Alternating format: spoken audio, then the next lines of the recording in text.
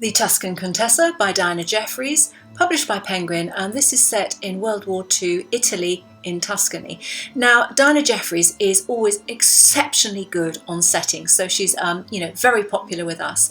Most of her books to date have actually been set in the Far East, so Burma, Sri Lanka too, and she's always incredibly good at evoking her chosen setting.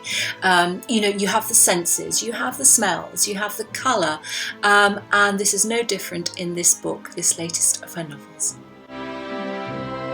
Contessa Sofia de Corsi is living in a palatial building which has estates around and a lot of people working for them. She lives with her husband Lorenzo, and World War II is raging.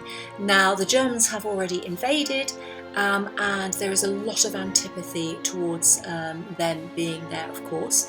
At the beginning of the book, Dinah sets out the course of history, so one gets a greater understanding of how the partisans came to be in Italy and what it was like for Italians living under occupation, and how the course of the history of World War II panned out in that particular area of Italy.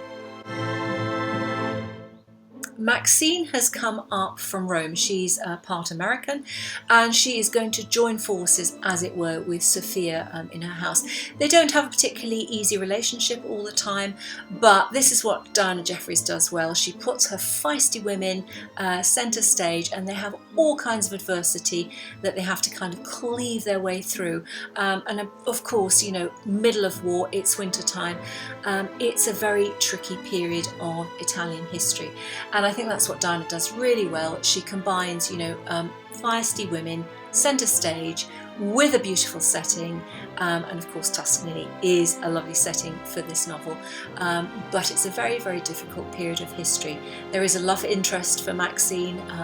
There is also a radio operator that Sophia is hiding indeed from her husband.